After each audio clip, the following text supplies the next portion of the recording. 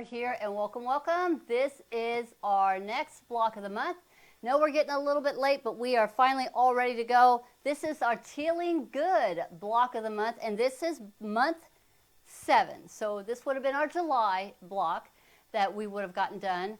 So we're doing July's today, and in 2 weeks, one can be sure of that, in 2 weeks we should be getting with August block. So August block will be on the 27th, so 2 weeks from today. Hopefully we'll have that up and ready by 1 o'clock. So this one is a lot of fun, and it was actually, at first I was a little intimidated by it because I thought, oh, we got to make all these blocks, but it's A and B. It's a block 9, A and block B, and let me tell you, it goes together real quick because A is almost identical to B. You're just flipping one over, and it works out awesome. So this is, again, our Tealing Good block of the month, and this is month 7, so this is our July for 2024. And so I've got everything right here in front of me, and just as a refresher, I'm going to pull up the big flyer so that you can see it. So this is what our quilt is going to look like in 10 months, maybe. I hope everybody's having fun putting this together. It is a lot of fun. And let me tell you, I already got the fabrics for the next block of the month. And I'm not even going to give it the name yet for it. But the next block of the month, we should be starting the pre-sales of that one sometime in September. And then we'll be doing that one probably starting in January also, like we've been doing this one January all the way through. And it's also a 10-month program. And I'm also looking at another one that's a shorter one. So this one's going to be coming out, I guess, like in September. I'll start getting the kits made, and we will have 20 kits available. And it's absolutely gorgeous. All right, so let's take a moment. I'm going to walk on over to the wall, to the design wall. And this is where I'm going to kind of go over everything we've done so far and where we are today. So let's just go on over to our big old design wall, and we'll get looking at everything you should have already gotten caught up and done so far. So we're on block 7. So it's actually called block 9, but it's month 7. So what we did so far is all of these different blocks. We've done block 1. We only had to make one of these, and we did this one in January. All of our blocks are 12.5 inches. So then we had block 8. It was also done in January. So we had to make one of these and 4 of these. Going into February, we had to make I think we had to make, this one's block 2, so we had to make 4 of block 2, and then we also did block 7, so we had to do 4 of block 7. So this was our February, January, February. Then we're going into March, and it was our first one where we didn't do 2 different blocks. So we had March, this one here was block 3, so we made 4 of these for the month of March, and it taught us some really good skills because we're learning how to make flying geese, half square triangles. We're doing the hourglass block. This one here was just covered corners, but then when we put them all together, it gives this unique look. Here is another center that was really like a 4 patch, and then we put it together.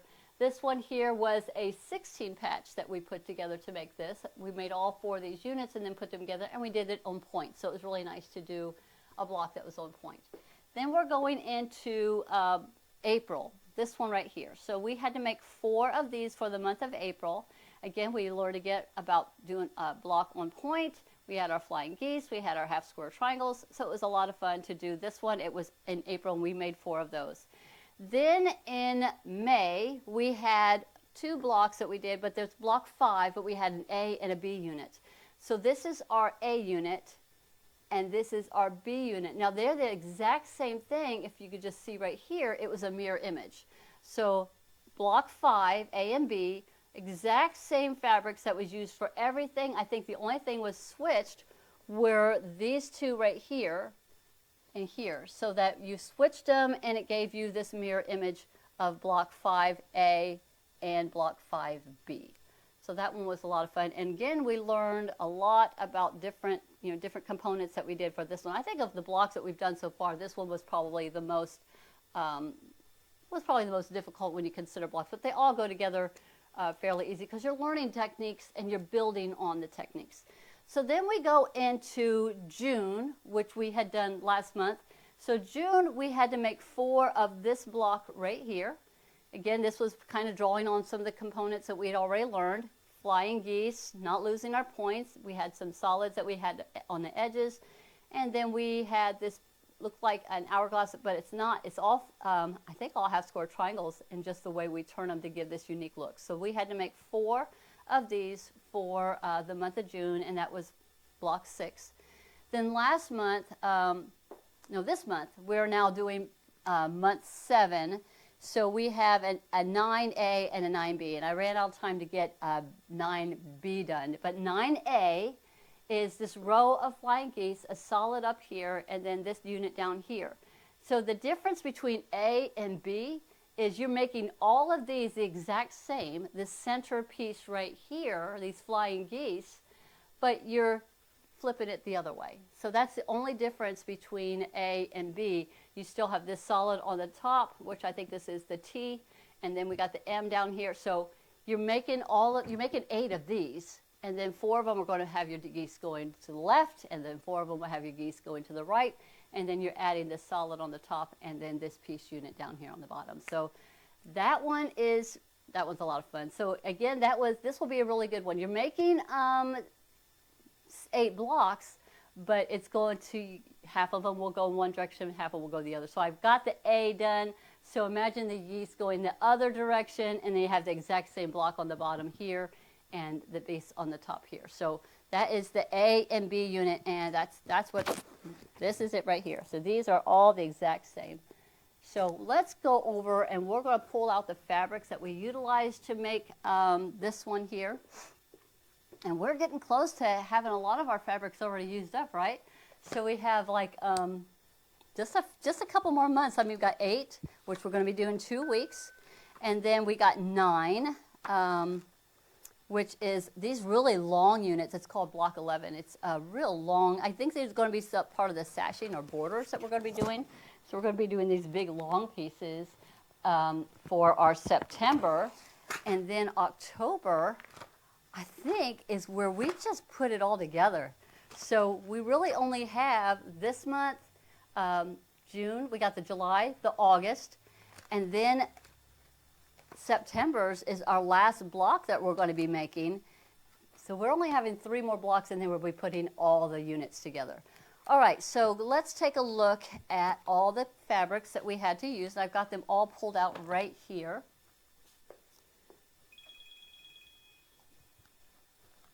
And that's Miss Erin, so I'll reach out to her in a little bit. Okay, so I've got all of my fabrics cut. So the fabrics that we had to use that was for this month was fabric F, G, I, K, M, O, Q, and T. And if you remember how I was doing it, all of my fabrics, I've kept them all separated out. I labeled them into my big plastic bag, so it's really helped in my organization.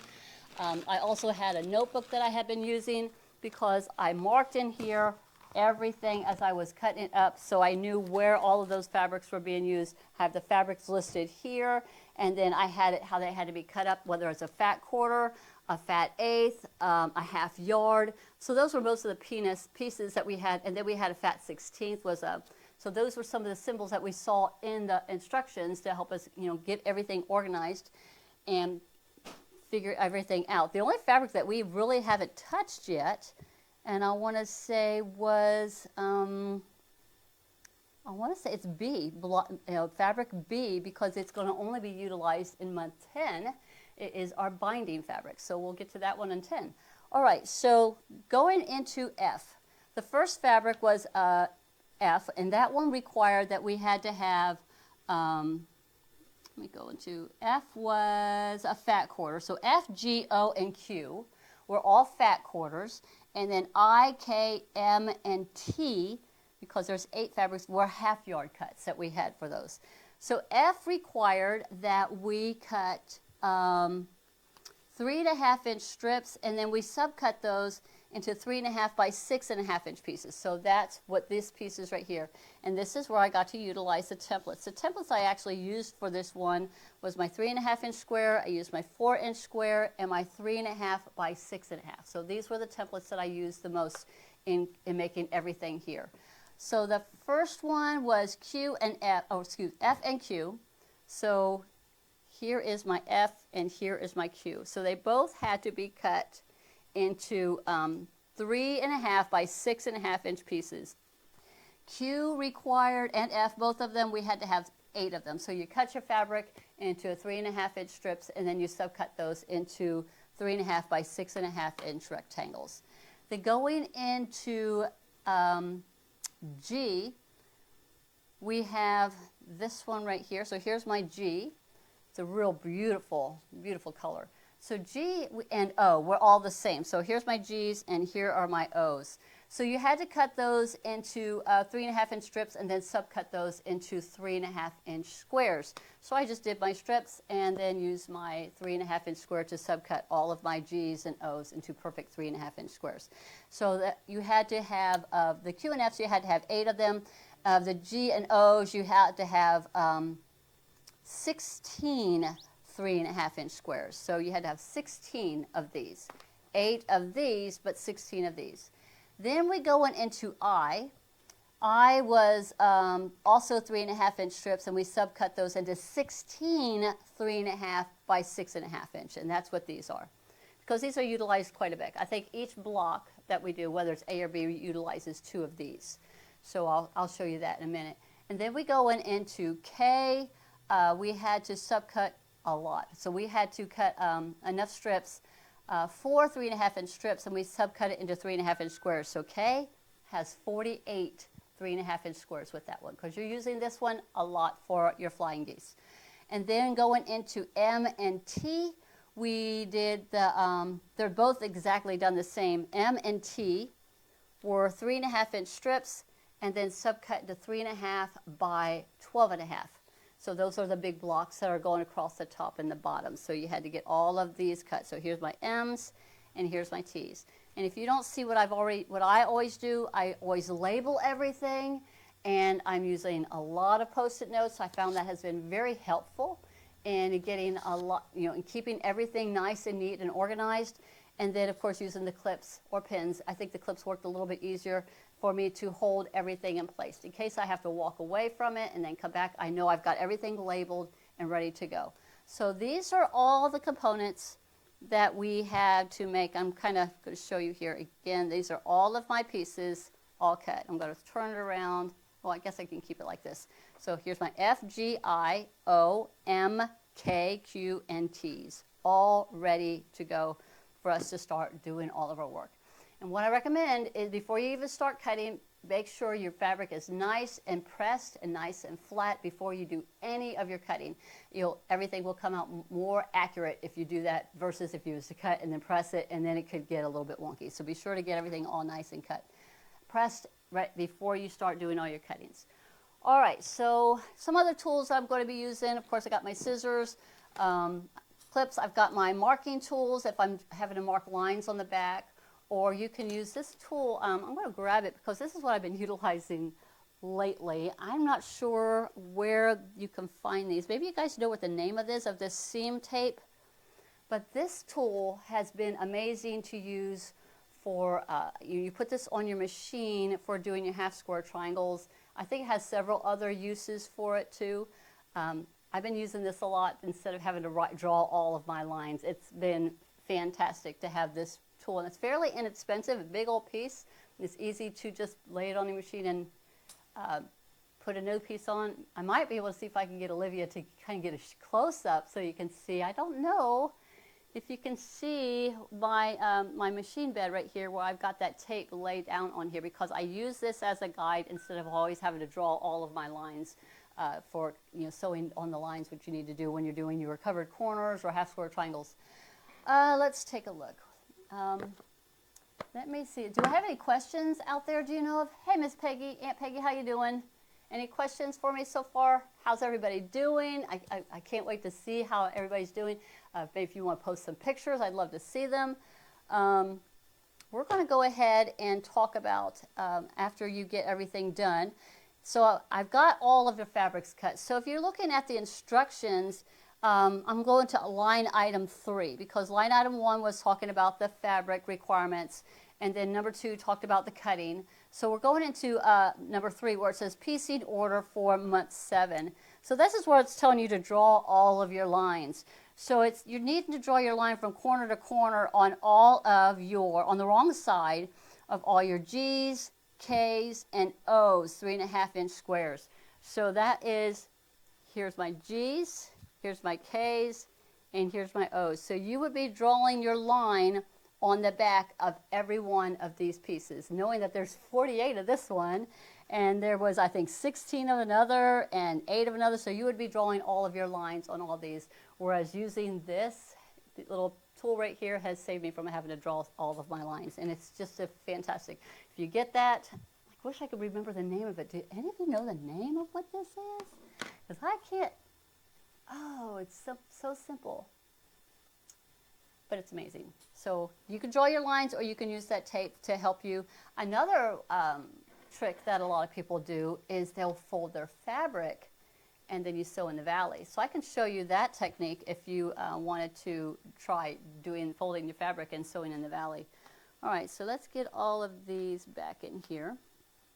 So then we're going to be making units. So once you get all of your lines drawn, so going into line item number 2 of the piecing order for month 7, it is, so you're going to do, after you get all your Q's, your K's, your G's, K's, and O's with all of your, those are your 3.5-inch squares with the lines on them, then it's telling you to get your Q's. So the first one unit, unit 1A, is going to be this block right here. This is unit 1A, and I label all of them. So unit 1A is this flying geese unit that we're going to be making. So it is these pieces right here. We are utilizing our K's, which is the 3.5-inch squares, and our 3.5 by 6.5, these are the Q's. So for each Q, you're going to need 2 of the K's. So I'm going to, and you'll be making a total of 8 of the unit 1A's. So if I'm going to grab, here are my Q's. I've got 2 of them laid out in front of me. So here are my K's, and it tells you to draw a line on the back, on the wrong side. Again, with the batiks, it's just a little bit hard to figure out which is the right side and which is your wrong side. And I believe this is my wrong side right here. So if you're going to be doing this one where you're going to be drawing your line, you're just going to set your ruler down and you're going to mark it from corner to corner using a pencil or what tool. Like this is a kind of a light fabric, so just using a regular pencil, I can easily just get my line drawn from corner to corner. And you're going to repeat that since it was the K's, and if I'm not mistaken, K was the one that had 48 of these. So you're going to just draw your line on the back wrong side of all 48 of your K's if you're not going to use the tape that I have. Seam tape, I can't remember it. I know it has a particular name. But I'm going to show you another way. So here's with the line. But if you wanted to, I've seen where if you take your fabric and you fold it in half, corner to corner, and kind of finger press it or press it, you're going to, when you do that folding, you're going to fold it where you're going to fold the wrong sides, or so the right sides together. So here is you're placing right sides together. So you're going to fold your wrong sides together, so because you're sewing in the valley. So I know a lot of people will actually do the where they just do a finger pressing and fold it, and then they stitch right there in that valley. If you was to fold it this way and then the wrong way, it's kind of harder to sew in that if you're sewing on the mountain or the fold is up. So you be sure you want right sides together, so you're going to be folding it where it's the wrong sides are touching, and then you're going to lay it on here, and then you're going to sew in the valley here. So that's another way that that I've seen people do for doing these instead of having to draw their lines, or if they're using that tape. I'm going to go ahead and get this line drawn on this one.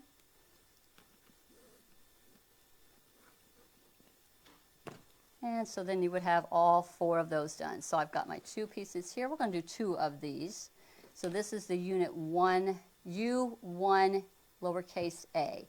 So we have to make 8 of these, so we'll do 2 of those. Then we have the U1Bs. and that's going to look at number 3. Now, I think you make the most of these. You have to make a total of 16 units because you're using 2 in each block. So the U1Bs are the I pieces. That's these right here. These are the 3.5 by 6.5, and then you're using Ks again.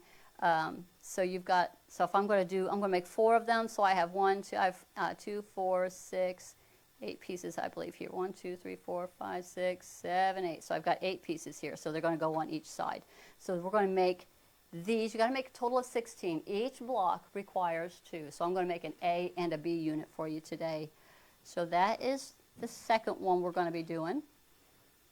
Then we have our unit U1C. Unit U1C. That one is also doing the exact same thing, making our flying geese, but we're using fabrics G and F. So it's the 3.5 inch squares of the G's and the 3.5 by 6.5 inch rectangles of the F's. So, and that's these right here. And you only have to make 8 of these. So I've got enough here. I think I'm going to make 2 of them. So you got my G's and F's. That is our unit C. So we'll go ahead and get started on all of these before we move into, well, we'll go ahead and talk about number 4. Unit 4 is our last bit of sewing. And again, this is one of those great projects where you can easily just chain piece a lot of these, as long as you don't get confused on where everything goes. But unit U2 is taking the M, big long M, which is 3.5 by 12.5, and then you're taking the O's and you're just putting them on each end. So you're just making 8 of, let me see, you're making 8 of these. Super, super easy. Just basically like a stitch and flip covered corners that you're doing on these. So you're making 8 of the exact same units of those. And that is pretty much all of the big pieces before we go to put everything together into unit 3, and then we finish up to make the block. So we got the A and the B. So let's go ahead and let's grab, we'll start with our U1As. U1As. And that is these pieces right here. I'm going to do, these are the ones you only had to make 8 of. So we're going to do 2 of them. I think we're going to do 2 sets of the UA. So I'm going to kind of do them individually a little bit one at a time. We're talking about different techniques that we do. And let's go ahead and get started on this one.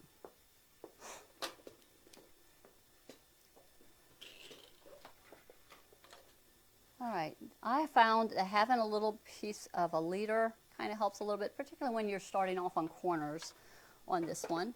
Now I've got my machine set up for 1/4 inch sewing. Again, this is one of those ones that I have a tendency to have a wider seam than I really want to. So I move my needle over so I can do a scant quarter, because we need to have this block finish out at 12.5 inches. And hopefully you don't want it to be smaller than that. I'd rather be a little bit larger and shave it down, trim it up a little bit, than taking too much of a seam allowance. So here's my inspiration. So that I'm going to be doing the U1As. And we are going to just, you're going to start putting them, I'm going to lay my square on here on top of my rectangle, and we are going to be sewing these 2 pieces like this. So they're going to be going on like this. So you got to do one side before you can do the other side, because you got to fold it back and trim it before you can till you can even get to the other side.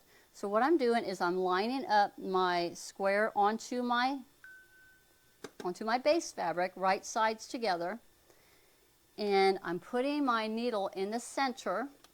We're not doing 1/4 inch right here. And what I'm going to do is I'm going to stitch either on that line or just a thread or 2 over from that line, so that even when the folding back, you want it when it's folded back to all these edges to line up perfectly with the edges right here. So you want everything to line up, because you know that the base block is already 3.5 by 6.5, and we want it to finish at 3.5 by 6.5. All right, so I've got my fabric on here, and we're just going to go ahead and get our leader started. And I'm sewing literally a thread over we're going to just sew all the way down.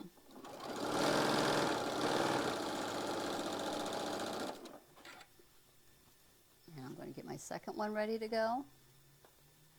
Again, this is a good one where you could chain piece a lot of these. Just have them all kept together.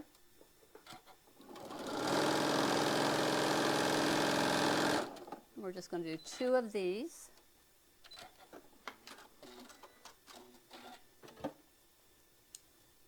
Clip these apart. Now before we do any trimming, I like to fold it back and making sure everything is lining up on my edges. Kind of give it a finger press. Going to have to trim that away. We could go to the ironing station and iron that. Again, folding it back, making sure all of my edges are lining up. If they're lining up the way you want them, then you go ahead and trim them. You have to trim them before you can get to the other side. And what we're doing is we're trimming it down to get all that excess bulk out of the way. Because this is a large block right here, I've seen a lot of people that will take the time and sew another stitch right here about a ½ inch from this stitch and then cut between it, because you actually are not throwing away all of this fabric. Fabric costs money. So if you take the time to sew a second stitch here, I think I've talked about this before, a ½ inch from this stitch line, and then you cut in between, you've got yourself a little half square triangle. Want me to do that? Let me show you. Let's do that before we even go further, so I can show you. A lot of people will, because hey, you make a bunch of these half square triangles, you might be able to make yourself like a little pillow or something. So I am going to flip this around because I want to sew about a ½ inch from that line. So I'm looking for the ½ inch mark on my, it's right here. So I'm looking at the ½ inch mark that's on my machine. And I'm just going to stitch it down here. Let's go ahead and do this one. And we're going to sew again about a ½ inch over. And then we're going to go over here and clip them apart. And then you can see what I was talking about. By just taking the time to sew that extra little stitch right there. We've already folded it back and we know everything is lining up. So now we're just going to cut in between our stitch lines, and you've made yourself a block. There's one. Let's go ahead and cut this one. So it gives them both a ½ inch seam allowance. Here is the piece that we need for doing our project, but here's what we were going to throw away. By just doing that little bit, we don't have to throw it away. You can save it for another project, like a scrappy project you might want to do. Not quite sure what size they are. They seem to be about, you could probably square them down to 2½ inches. Just again, it's just something to hang on to if you don't want to just throw away all of your pieces. All right, so I got these sides done, so let's go ahead and get the other 2 sides completed, and then we'll start working on the next block. While I'm getting everything set up for the next one, do we have any questions? Everybody good out there? Anybody figured out what the name of this tape is? Oh my gosh, I'll have to look it up. I'm trying to remember what this, is it seam guide tape? Maybe that sounds about right. Might be seam guide tape. All right, so let's get, now we're going to do the other side.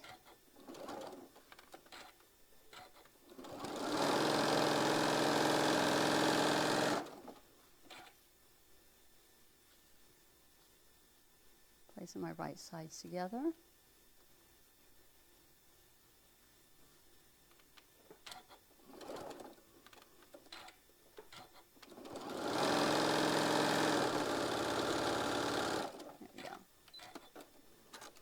I think it's called seam guide tape the more I think about it.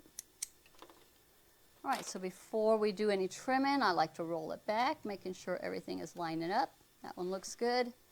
And then this one right on the money. So let's go ahead and press these back and then trim them.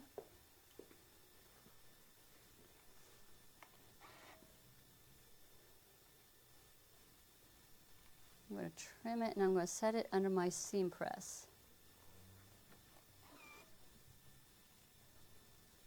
trim this excess off.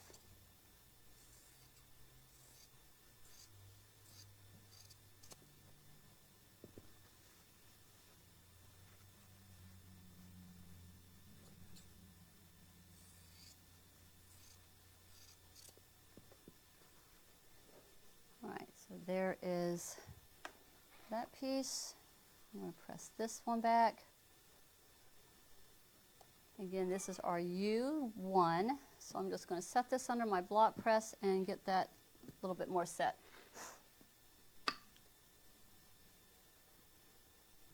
There we go. Okay, so these are U1As. So all ready to go, U1As. You make a total of 8 of them. I've got 4 of them right here. So going into U1Bs, this is where you had to make more of this one. So here's my U1Bs. Here's my inspiration. Here are my pieces. So let's get to sewing all these up.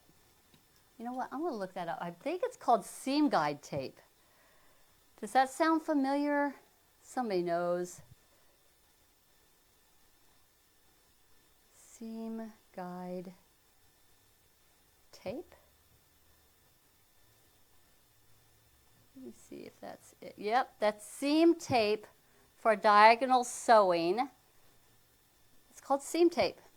And it's fairly inexpensive, like 2 rolls for like $6. It works good. I know there's some videos out there on the diagonal seam tape. So that's what it's called, diagonal seam tape. Awesome stuff. All right, now we're on to U1B. And if I'm not mistaken, these are done with the K's and the I's. K's and I's. We just did the K's and the Q's, so now we've got K's and I's for this one. Here's my inspiration. Here's my pieces. So we're going to just be sure to start putting them right sides together and stitching them down. And I'm going to be using the seam guide, diagonal seam tape. Still having to use my my little leader because I'm starting off on a corner.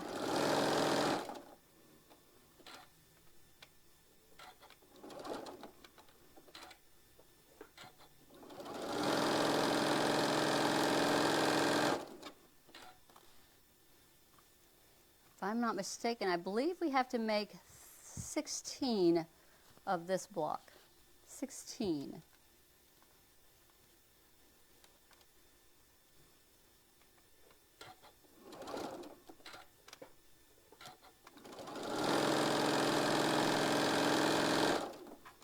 There's 2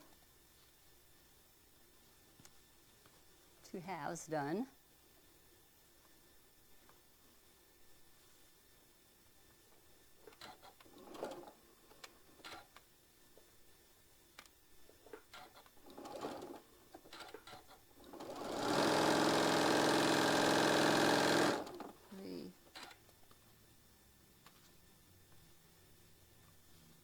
To me, the hard part of this was always trying to figure out what is the right side.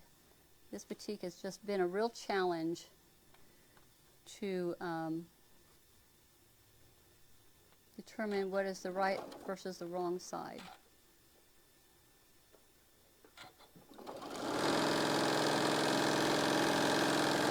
Alright, so there's 4 of them done. I was just going to do 4 of these because you have to do so many of this one. Before I do move on to the next phase, I like to roll it back to see if I need to replace or redo any of them. That one looks good. Good.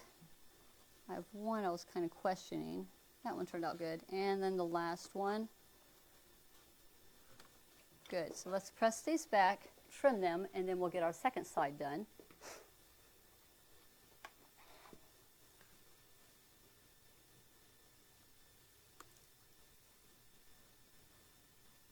Set the seam under there.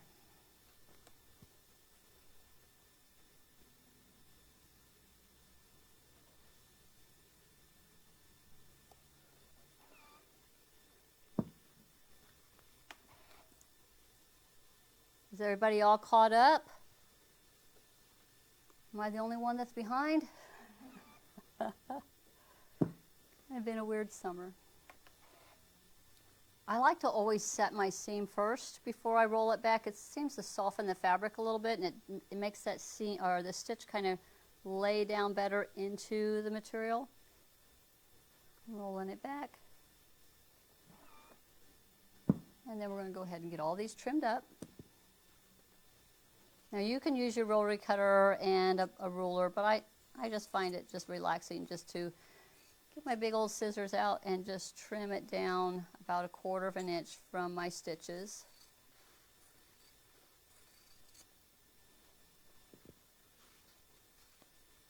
Just cutting off this excess material right here.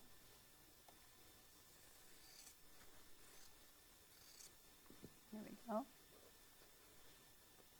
And one more.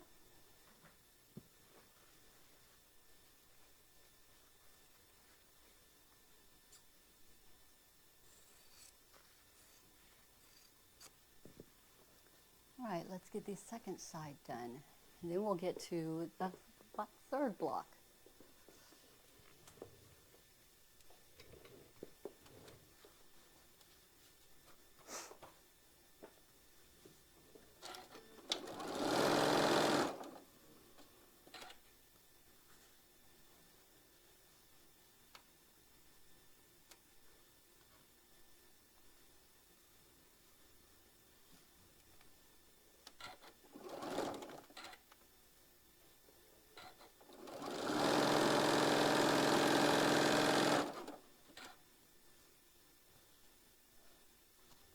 Making sure you got the right sides together.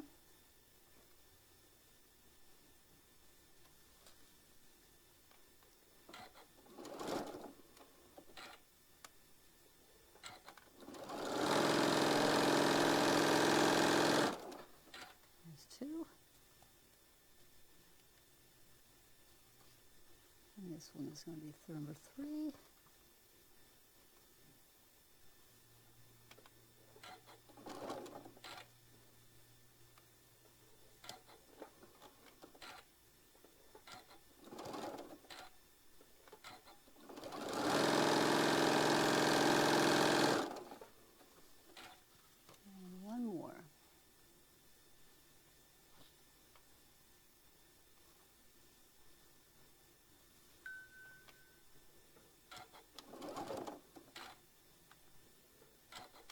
I always do a couple of anchoring stitches before I get everything in position.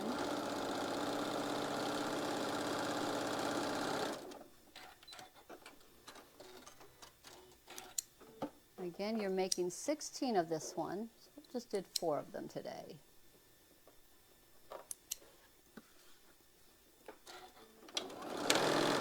So before I press it back, before I leave my machine, I'm always rolling it back and making sure all of my edges are lining up.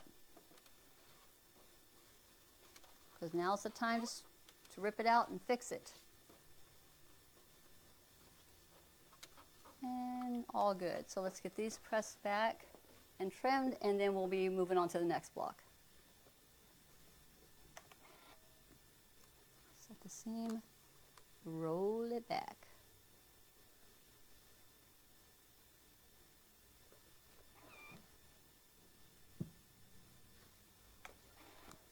Any questions?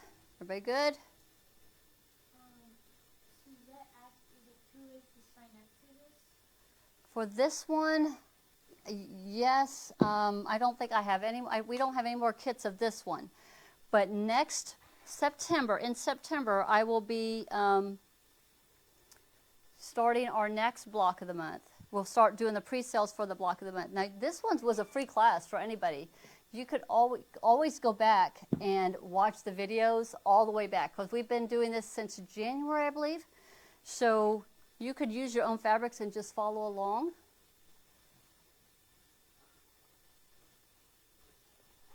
But we will be doing a new one, and come January. Next, I should have everything, all the details for you, hopefully in 2 weeks. And when we have our next class. And I should have it, hopefully, I'll have the name of the block of the month that we're doing and get all the details started on it. The kits will be available come September. Been playing catch up. I'm behind on a lot of things. Speaking of which, how is everybody? I don't know who all's watching today, but did you like those of you who signed up for the Sew and Show subscription box? That was probably one of my favorites. What'd y'all think of that one?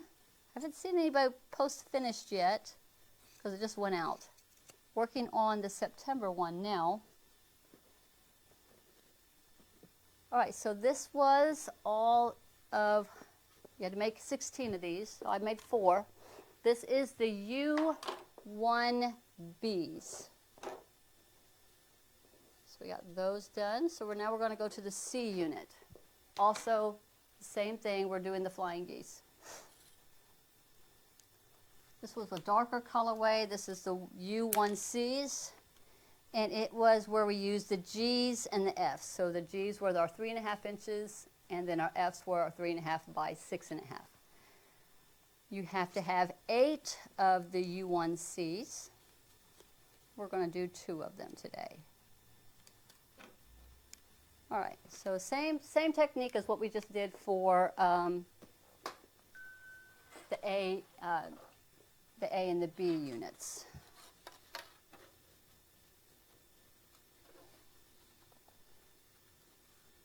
So taking a look for your right side.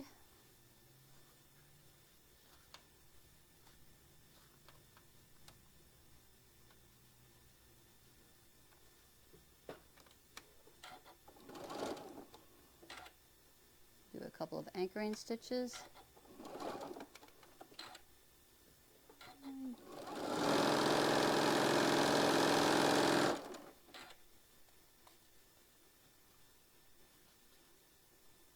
I thought I had them all right side up. Now I'm second guessing myself. All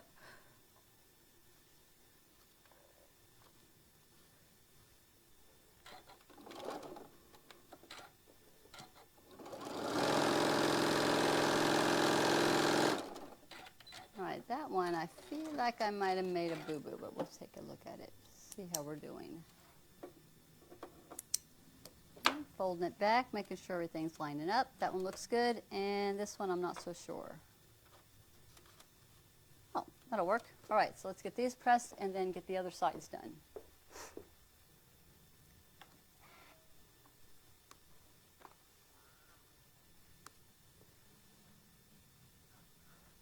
This one's almost one I should have redone, but we're going to let that one slide.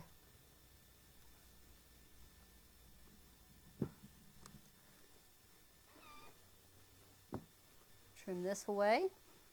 Got our little pile going on over here.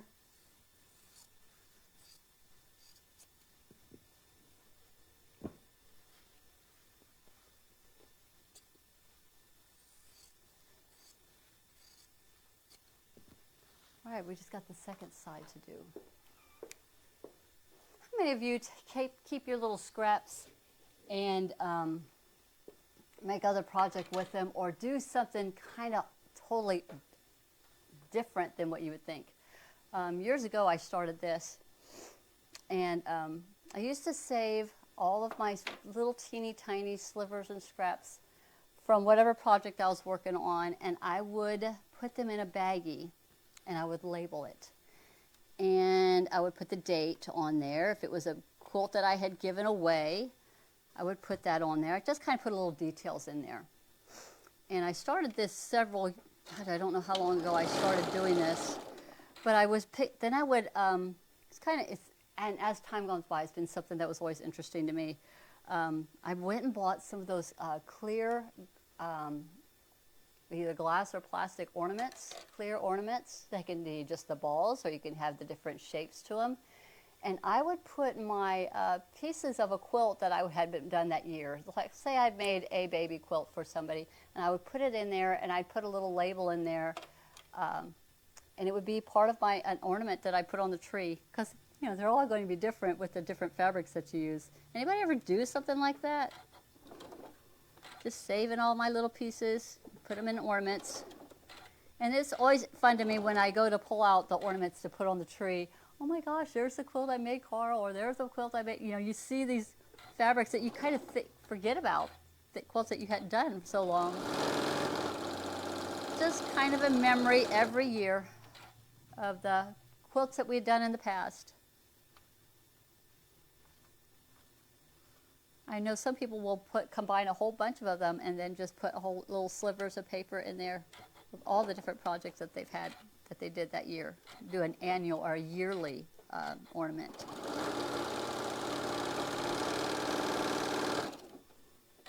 All right, there's the last two here. Just maybe think about that with all those little slivers I've got going on over there. Just sticking in a little clear ornament. All right, those are ready, so let's go ahead and trim these back. Press and trim them, and then we will move on to our last big unit with our M's, I believe it is. Set the seam, roll it back.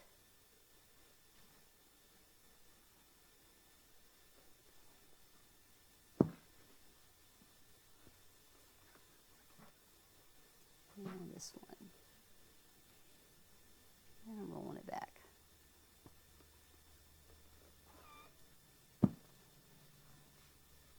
Again, you're going to make 8 of these. Trimming away 1/4 inch.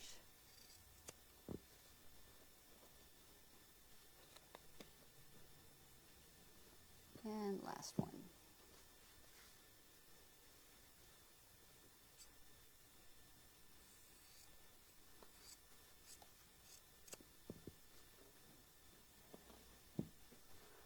All right, so again, make 8 of U1Cs and label those. All right, let's move on to the next one. Tells us what we're going to do. I think it is number 4. Yep, so now we're going to grab our M's and our O 3.5 inch units. So that's these right here. We're going to be making, we've got to make 8 of these. So we're going to do, let's see, I think I've grabbed me 2 of them. We're going to do 2 of them. So here's the thing, whichever direction you do for your, to do your half square, be sure to do the opposite on the other side. Because I actually had done this one and then this one I had it both wrong. I had them both going into the same direction. So you're going to be doing, making the M unit, and which is going to be called U2. So you're taking the O's and the M's and you're putting the covered corners on both sides. So let's go ahead and get these done. I've got 1, 2, 3, 4 of my O's and 2 of my M's. I'm going to grab my inspiration because I don't want to get it backwards. Whichever you do on one side, be sure to do that one for the other. And I think you're going from the out. All right. Getting my right side up. And that's this one right here.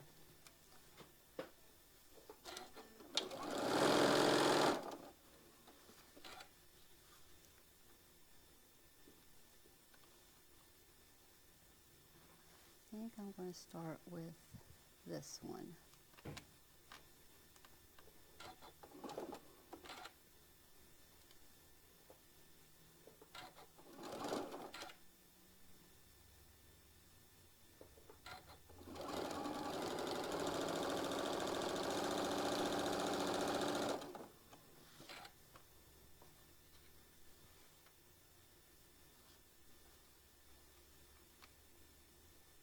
So you would do 8 of them in one orientation, and then you would do the other side.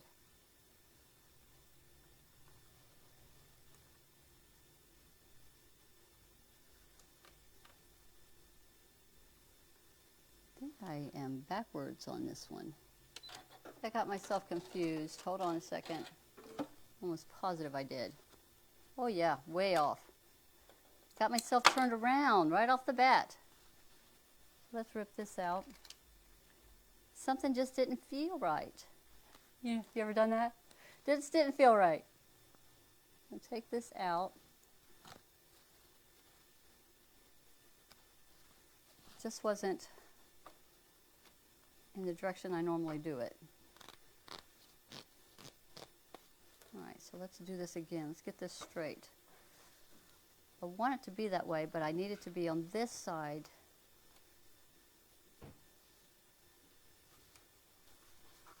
I'm still confused. No, that's right. Well, it didn't work that way. Okay, I got it. I'll lay this on here. And we've got to be more on this side. Because when you're rolling it back, I got to think about that extra thread count so that it lines up even.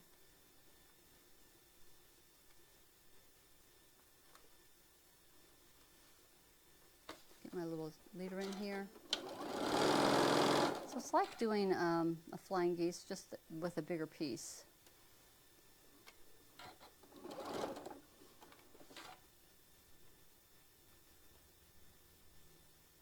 This side of it. Okay, got it.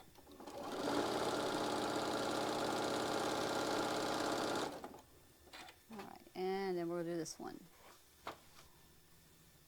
Just got myself turned around.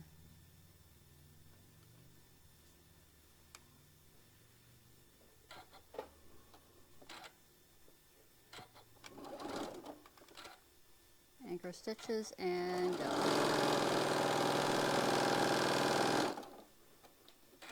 Okay.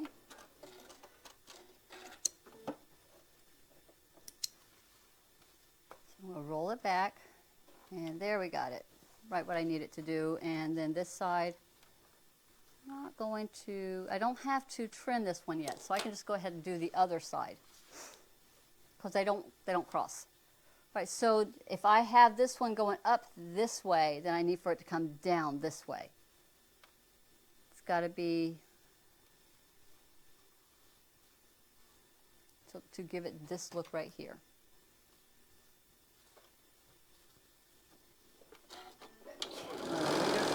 Bless you.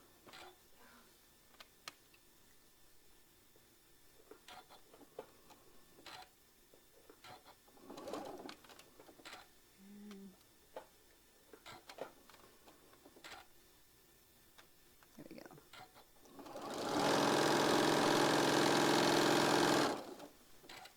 And this one, last one.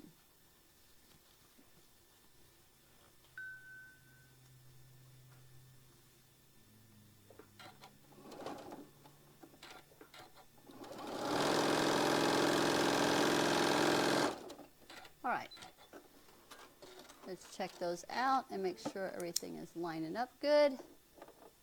Press them and trim them.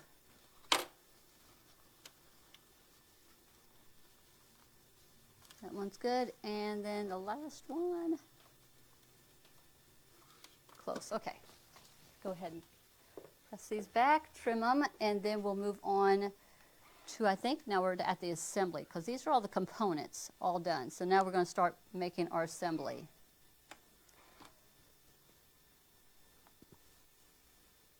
On this one back. And then set these seams and then roll them back and trim them.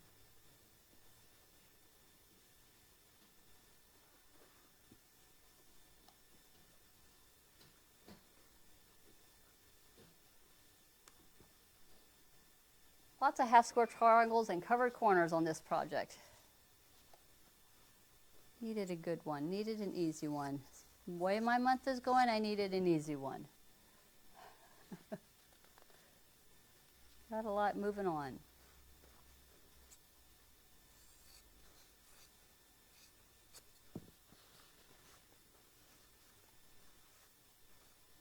Teresa said I make pinwheels. You, oh, yeah. They're perfect for that. All these half square triangles, if you did your extra stitch, you'd have a ton of half square triangles with this project. Absolutely. All right, so again, you're going to be making 8 of these units here, and this was this block right here. So we've got all of our components to make this. This one's not a block, it's just a strip of fabric, and then all of our pieces, you need to have 8 of these. So let's go ahead and start with, I think they call it the unit, unit 2, because this is now, what these turned into was unit 2s. The M and the O's are called the U2. So now we're going to make our U3s, our big units. So that's when we're taking our A, B's, and C's. That's these pieces right here. And you're going to lay them all out the exact same. It's just that you're going to make 8 of them, so 8 will be going to the, 4 will go to the left, and then you're just going to flip it, and then 4 will be going to the right. So which direction you have them all go, you just have them go into that direction. And then you will make 8 of these. And this is the unit 3. So taking a look at what it states in the book, it has this arranging.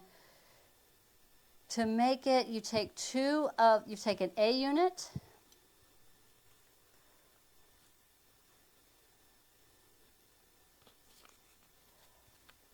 so I'm going to be making 2 at the same time. So you take an A unit, and then you take 2 of the B units.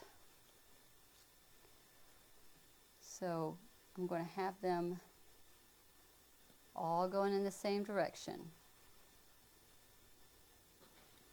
And they're so similar. John has a question. Uh-huh. Is the tape called diagonal seam tape by Sue? Yes, I think so. I think so. I'm not sure. Yeah, it's diagonal seam tape. I've seen it in several different places.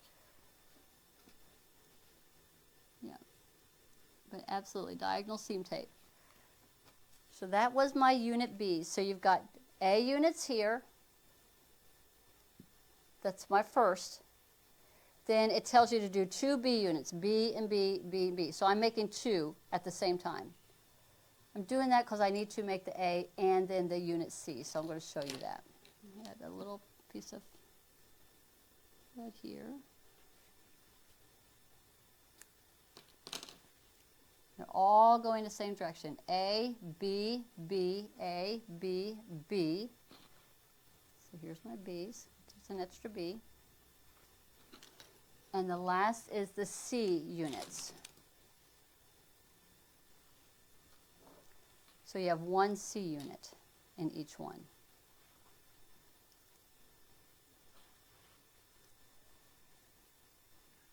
So if I was to take this, it's exact same one, and I flip it,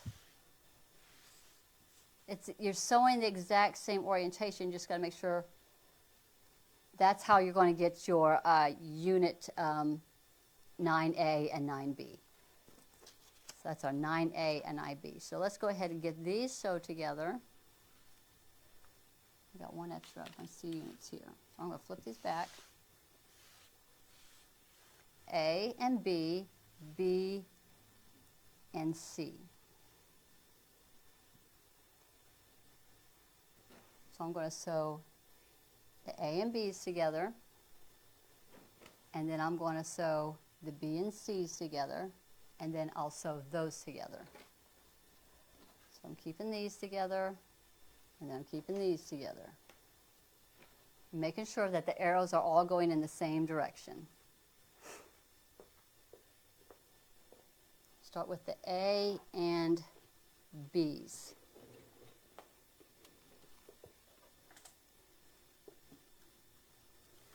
So you want your arrows all going, for me they're all pointing to the right, so I'm just going to place one on top of the other.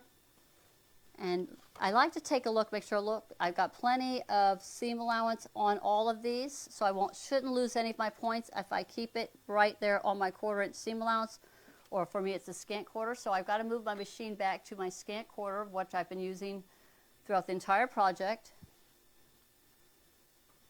line up my edges, and we're just going to go ahead and stitch these down, almost like a little bit of chain piecing here.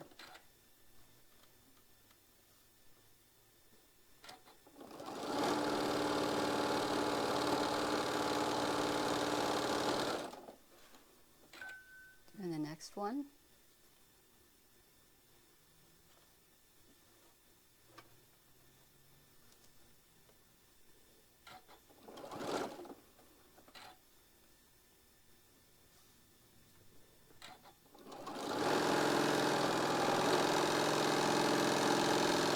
So those are my A's and B's.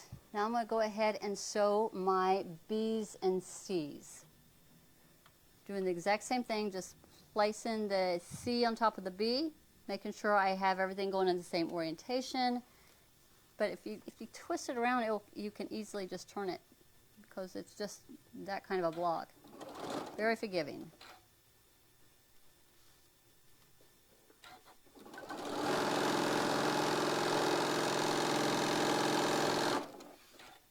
Again, I'm taking a look and making sure if I sew my 1/4 inch right there on the edge, I shouldn't be losing any of my points.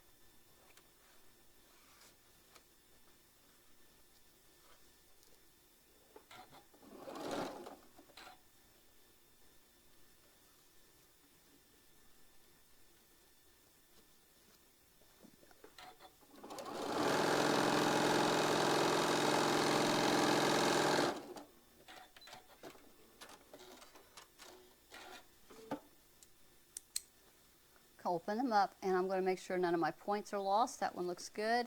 I'm going to stack them back up in the piles that they were. That one's good. Here's my A and B's. Fantastic. And A and B. So here's my A and B's and my B and C's. So now I'm just going to take my B, the second one, I'm going to place these over top of this one, and then I'm going to get these all sewed up, and then we'll have my 2 sets. And then we'll go get these pressed. And then we'll finish up with adding our other components to it. Again, I'm taking a look, making sure I'm not turning them, and it got plenty of seam allowance right here. So if I sew my perfect 1/4 inch, I should not be losing my point of my geese there.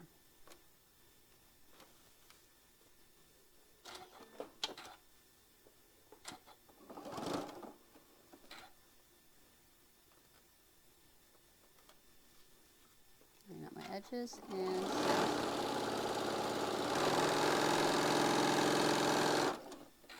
you'll be making 8 of these units. I think this is called unit 2.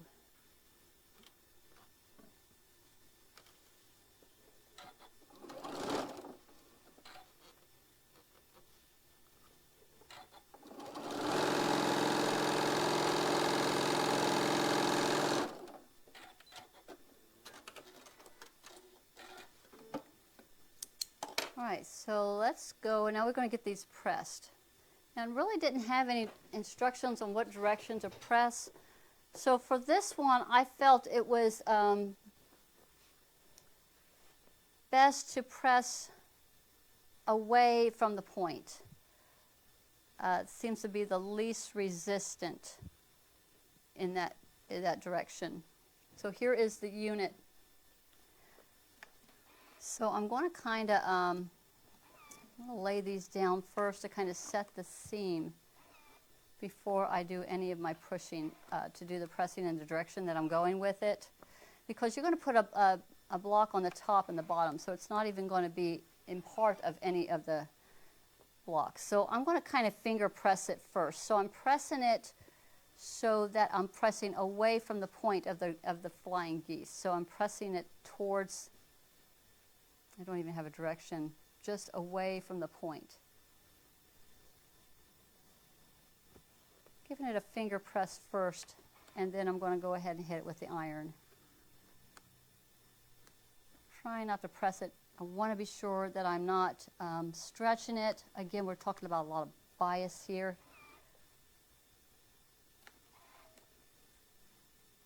Always try to, when you're pressing, to press with the, follow the grain. Sometimes it's hard to tell. I flipped it over so I can make sure I have my seams going in the way I want them to go. I have less fighting. If I was to try to press it in the opposite direction, there was a lot going on right here. You could even possibly look at pressing these seams open, but I found it just laid better if I just followed the points in the direction that they're going. That would be the direction that I would want this seam to be. A little bubble right here. I'm going to tap that, make it a little flatter.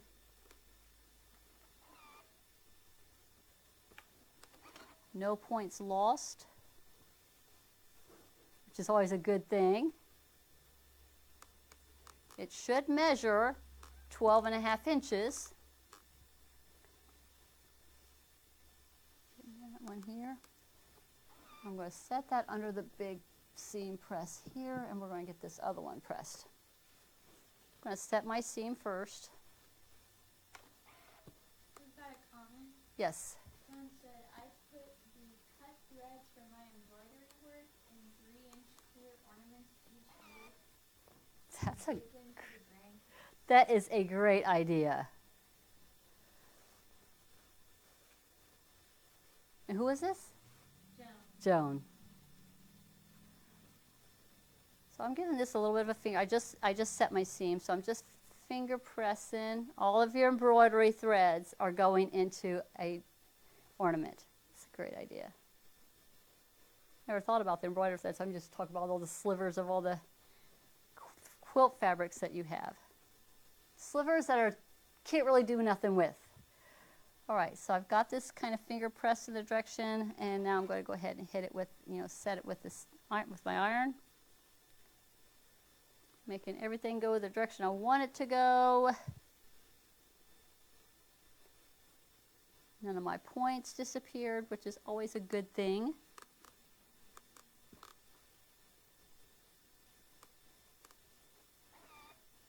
Everything is laying the direction I want it to be here.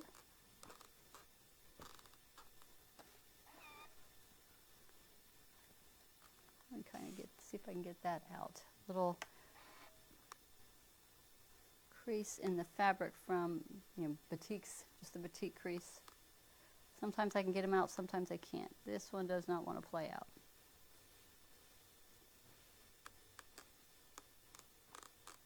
All right, going to lay this one underneath the block press. So here's our A. Then we're going to flip it around, exact same thing, and it'll be our B when we put these pieces on it. It's just too easy for this one. All right, so let's move on and get our last two pieces sewed on.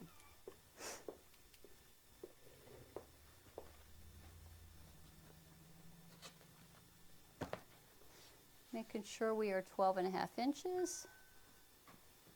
Pretty good. And this one's a little off.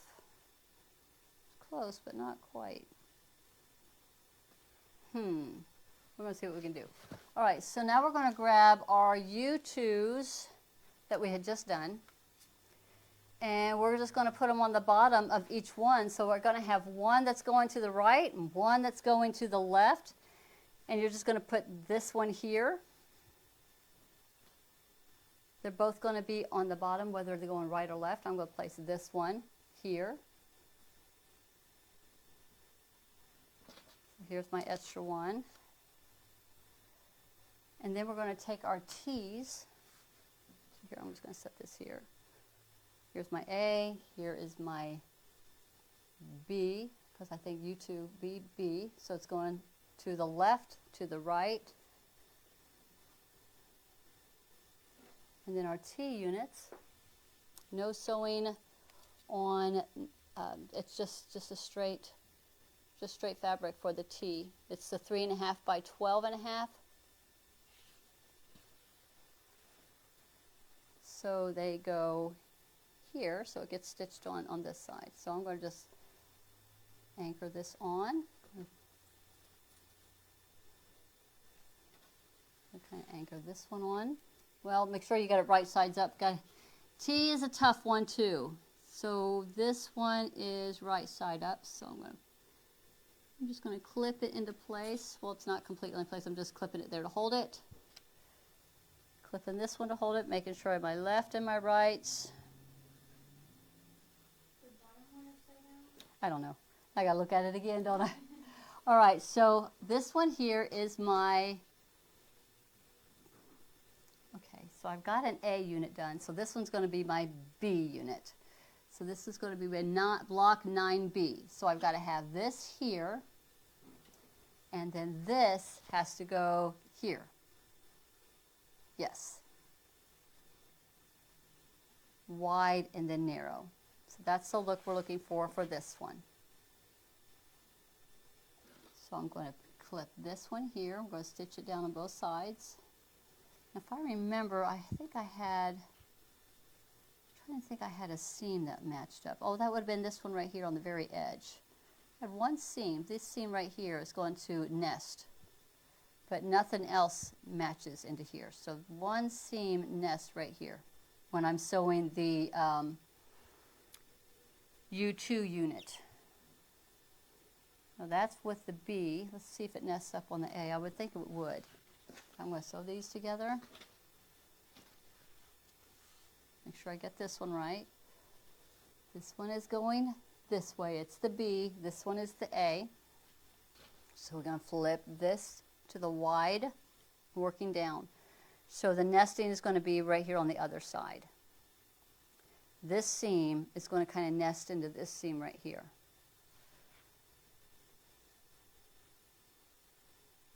I'm going to clip that, clip these two together, and then make sure I got the right side up. Oh, this T is, it's hard to tell. Okay, so I think it goes this way.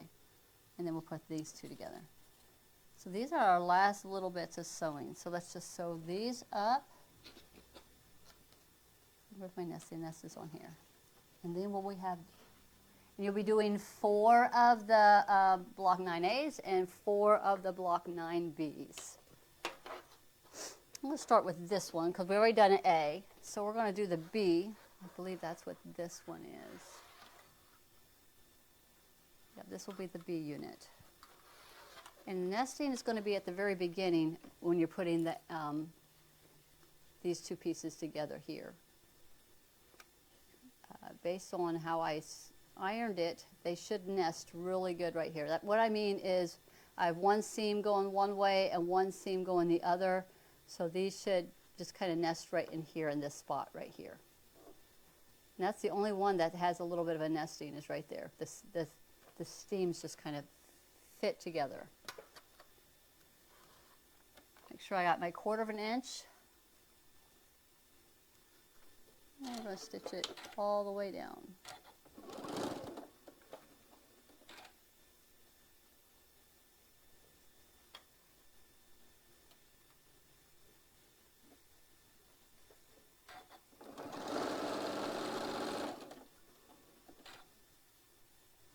Looking at my seams as I'm going across, so we don't make sure we don't lose any points, and make sure they don't flip back up on us. But if you use the seam press, you shouldn't have any problems with them flipping back up.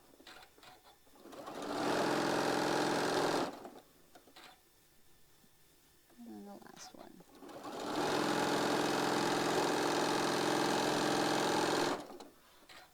I'm just going to go ahead and flip it around, and we're going to get this, the T block on here. Again, I'm paying attention, making sure I've got plenty of seam allowance right here, so I don't lose any points. Lining up my edges.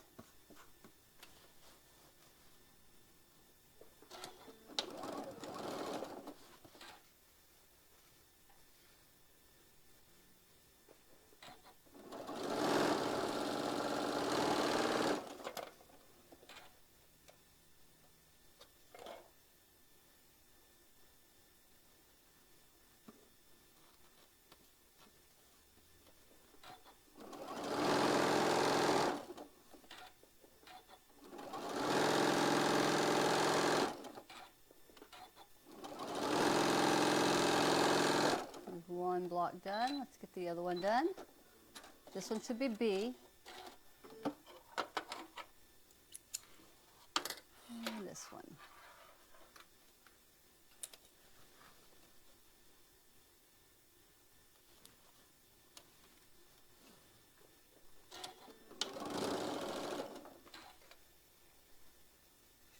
this to nest down here on the bottom. Taking a look, got plenty of seam allowance here.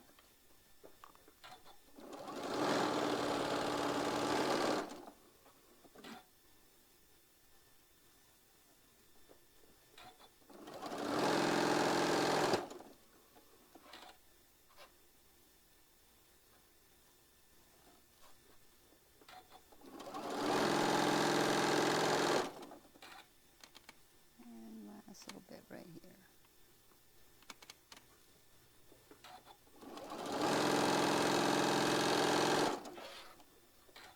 And then we're going to get the other side done.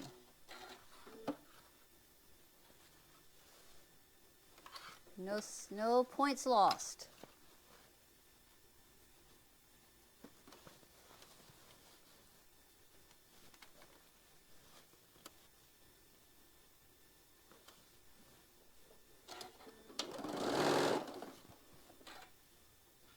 This one's close. This one's real close.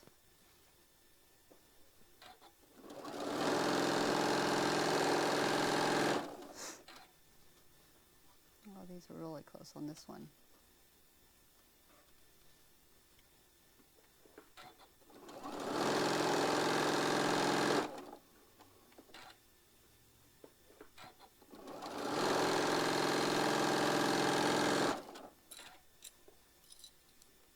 I think that's all of that. Let's see how well we did. No points lost. Everything looks good. Let's give this a good press and I think we'll be done. Again, you're making 4 of one and 4 of the other. Nothing flipped up on us. Probably should have used a darker thread for this one, but I'm using the light. I've been flipping back and forth between light and dark. So I'm just rolling it back. I suppose you could press the seam open if you wanted, but I'm just rolling it back because there's a lot going on right here. So it just seemed like it just would lay better if it was just rolled back. Same for this piece right here. I'm going to set my seam a little bit and then just roll it back. This one I think is the A, right? So this was an A, so we already seen an A. Let's take a look at the B. Let me get this underneath the press. This was the first one, this was the B. Already got the A done. Rolling it back. Make sure everything looks good. No points lost. But if we lose a point, can't see it from 15 feet away, right? Can't see it. Rolling this back gently, trying not to, you don't want to just do a stretch or pull in. Stay with the grain right here. So I'm going to hit this with a little steam because it looks like it's puckering. I want to pull it back a little bit. I don't want it to be pleated. I want it to be fully pressed back with the seam.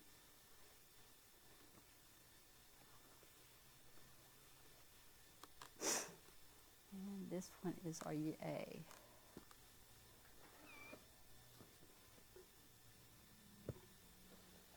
The B, this one is A. So let me show you, it's going in the opposite direction. So here's B. Can you tell the difference? Exact same block, you just turned it. So this is the B. Making 4 of these and 4 of these. And then you'll have block number 9 done. Easy peasy. We needed an easy peasy. Okay, so that is that one. So our next one is going to be in 2 weeks. So you've got 2 weeks to get all of your, let's see, how many blocks you're making? You made 8 blocks. You got 2 weeks to get all of your 8 blocks done. And then we'll be moving on to month 8. And this one is, remember originally I was going to have this one done on August the 20th. because I wasn't going to be here on the 27th. I have some very dear friends that was getting married in upstate New York. Then my husband fell and broke his ribs, so we're not going. He can't do that drive. He cannot take a long trip to New York this year. So cancel that wedding. So we'll be here instead of August the 20th, which was we've been talking about. Now we're going to be doing this on the actual date, so it's going to be on the 27th. So we'll be doing our number month 8, and it's going to be block 10A and block 10B. So it looks very similar to what we just did for the 9. I'm just going to pull it up. It's well, holy cow, let me take a look. If I'm looking at, okay, so on month 7, you've got your wide going down to your narrow. You got your solid strip up here, and you got your flying geese are right here. So next month, we got our flying geese. Looks like they are possibly still doing it in the same, when you sew them all together, not sure, might be. We got your geese units. Looks like they're exact same layout, so you could probably do the flip over. But you've got mirror images that you got going on. You've got this unit here, which is the mirror image of this unit here. And these pieces, looks like you're doing mirror images. But instead of having the wide and going narrow, we're going to be narrow going wide. So got a little bit different things going on here. But you'll be doing, looks like 4 of the A's and 4 of the 10A's and 4 of the 10B's. Very similar to the techniques we just learned today, but different. So that one is going to be in 2 weeks on the 27th, and then we'll be doing these long strip pieces for month 9, which is block 11, and then we'll be putting it all together. So that's it. So I think that's everything for this one. That was a lot of fun. Sorry we were a little bit late getting started. We'll try not to do that again, but I was behind. All right, any questions for me? How's everybody doing? Misty said, love seeing you make the block. Well, thank you. It's a fun one. It's going to be so pretty. I mean, holy cow. I don't think I've done a block of the month in batik. So this was new for me. I've done block of the month, but not a full batik one like this one. So kind of confusing with all the different colors, but it's just so pretty. It's like, eating an elephant. You just take a bite at a time. Just a little bite at a time. Oh, so it's starting to pour down rain here, so I'm going to go ahead and let you go. So today is Tuesday. Next time I see you will be, we got the fabric sale on Thursday, so be sure to check us out on Thursday, and then weekly wrap up on Friday. So y'all have a fantastic day. If you have any questions, you can always reach me. You can make comments here, because I'll read these a little bit later this afternoon or this evening. You can also email me to learn@martellinotions.com if you have any questions on this block of the month. Learn@martellinotions.com.